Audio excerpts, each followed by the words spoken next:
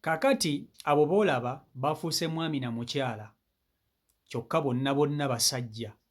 Omuzungu awasizza omusajja Omunnayuganda era kati afuuse mukazi we. Bonna basajja, bonna bafuuka bayimiridde, bonna bafuuka batumbiiza mu bbanga. Neesibo baagattiddwa mu bufumbo, abantu baabaddewo nga babasanyukirako, anonye mwana munne era ne bawasiŋŋana. Nga sinnakutuusako vidiyo eno nkusaba ogimpereka like etambule tuke ku buli muntu. Naye Katonda tulimuddawa nga tutuuse mu maaso ge? Tulimuddawa mu kali akaseera nga tuli mu maaso ge kalinga buli omu amulamula? Bwe yali atonda yatonda ekitonde ekisajja n'ekikazi Adamu ne Eva ng'ategeera. Naye kati ebintu ebikolebwa ku nsi abantu baava ku nkola eya Katonda kati bakola bye baagala.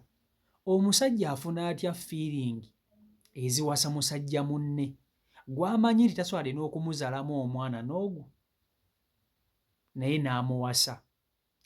Ono omuzungu gwe mulaba yawasizza ono omuvubuka Omunnayuganda, naye kyentegeddeko nti ono Munnayuganda paasita, abadde musumba wano e Uganda, paasita. Jjukira wano mu Uganda Pulezidenti Museveni ebisiyaga yabiwera era n'ateeka etteeka ku kkomo erikugira ebisiyaga nga bwe bakukwata nga oli mu kikolwa ne musajja munno osibwa mayisa n'okubonereza ekibonerezo ekikakali. Kati abantu abasinga abaagala bakazi bannaabwe n'abaagala basajja bannaabwe baddukira mu nsi ziri ez'Abazungu gye bakolera ebintu ebyo kubanga eri obusiyazi buli official. Kati ono omuzungu yagenze n'akola omukolo gwe bulungi nnyo. Omusajja Omunnayuganda ye nga ye mukyala we. Ekyasinze okunneewuunyisa nti taata w'omuvubuka Omunnayuganda ye yagabye mutabani we nga bw'onaaba nga gwe muzadde n'ogaba omwana wo, nga gwe muzadde n'ogabayo omwana wo eri bamutwale, omwana we ow'obuwala kati ono ye yagabayo omwana we ow'obulenzi ng'amugabira omusajja Omuzungu. Tulaba nti obwo bugwagwa bwennyini. Awo kati nno awo ensi weetuuse. Era taata yoyo gw'olaba ayambadde ekkooti ey'akawemba ayina akawalaata omukulukulu mu kifaananyi kiri eri ekyokubiri, yoyo taata w'omuvubuka yagabyeyo mutabani we nga bw'onaakola omukolo nga gwe muzadde n'ogamba omwana wange bamunonye kamuweeyo, taata nze ngaba omwana. Kati taata yagabye omwana we yagabye mutabani we bagende bamukuba ennyolo. Bonna basajja. N'ekirala ekyasinze ddala okwogeza Bannayuganda obwama n'okutuswaliza ddala nti emikolo gino baagikoze bambadde ekkanzu. Ekkanzu zino y'emu ku nnyambala eweesa Obwakabaka bwa Buganda ekitiibwa. Kati ssebo abantu bano bwe babadde bali mu kukola emikolo gyabwe baakoze emikolo gino nga bakoledde mu kkanzu.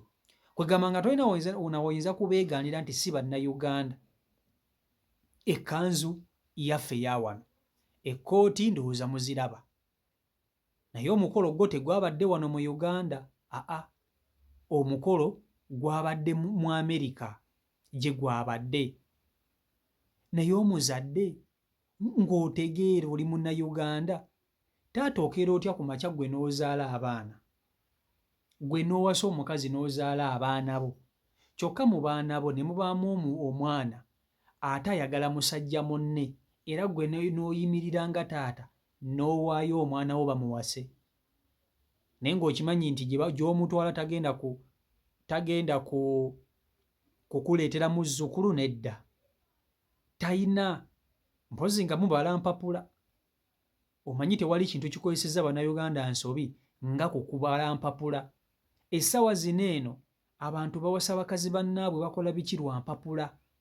Empapula n'obwavu kye kireetedde Bannayuganda basinga obungi okuyingira ebikolwa nga bino eby'ekisiyaga. Kikolwa kya kwesittaza nnyo era Katonda agenda kubonereza. Sikiwa nti oba bannange simanyi na kumanya. Mu butuufu Katonda nga yatondawo omukazi n'omusajja gwe nodda ku musajja munno n'otandika okugamba nti omunyumirwa ng'omuva mabega. Juzi mwalaba omuwala gwe nabaleetera wano eno babayita Joey ne Nash, baana bawala beekuba embaga makeke era kati bafumbo bampeta.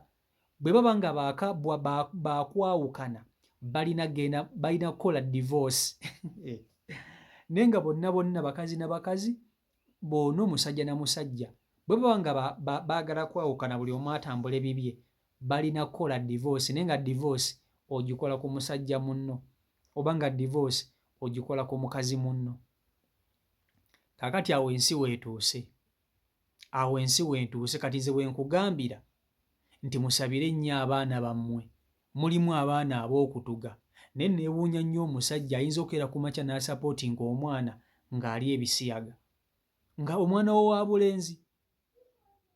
Gwe ng'oli taata weebaka ne maama w'abaana bo bano, kyokka ate gwe n'okkiriza omwana wo yeebake ne musajja munne, n'oweesoowolayo nga ggwe taata n'ogaba omwana wo ng'omugabira musajja munne y'aba amuwasa. Temulaba nti omuntu aba muloge buloge kiba kiki? Kuba kinneewuunyisa, sijja kukulimba, kinneewuunyisa nnyo. Abantu bangi beewuunyizza nnyo taata eyagabye mutabani we ng'amugabira omusajja. Oyinza okubiraba ng'ebyokusagane nga bya ddala. Ono si AI, bya ddala. So n'olwekyo bino wano mu Uganda twabigoba, naye already mwebali. Abantu nga bano tebasobola kuvaamu ne bagenda, basigalamu omwo nga bakola ebintu byabwe ebyambyona empolampola. Abamu babikolera mu nkukutu, abalala babikolera mu public ne batandika n'okuta obutambi nga balaga banyumirwa. Okitegeera? So byebyo ebiri ku sayidi eyo. Si Michael Uganda YouTube channel kwoli mwebale nnyo okuba nti ate mugoberera abeekumira ku mukutu, subscribe nga tannabakuba nti ate otwegattako tusobola okuba nti tutambulira ddala wamu. Twawezezza abasubscribers 40,500, kati tuli mu lugendo lwa kuweza abantu 50,000. Mwebale nnyo, mwebale ddala kugoberera, mwebale nnyo, mwebalire ddala. Atannabakuba nti ate naawe otwegattako kona mu kapesa ka subscribe omaliriza kona mu kade, ate tusobole okuba nti tutambulira ddala wamu. Ndowooza tusisinkane olunaku olw'enkya, Omukama Katonda ng'asazeewo. Mbaagala nnyo mwenna mubeere bulungi, mweraba. Stay blessed, peace and love.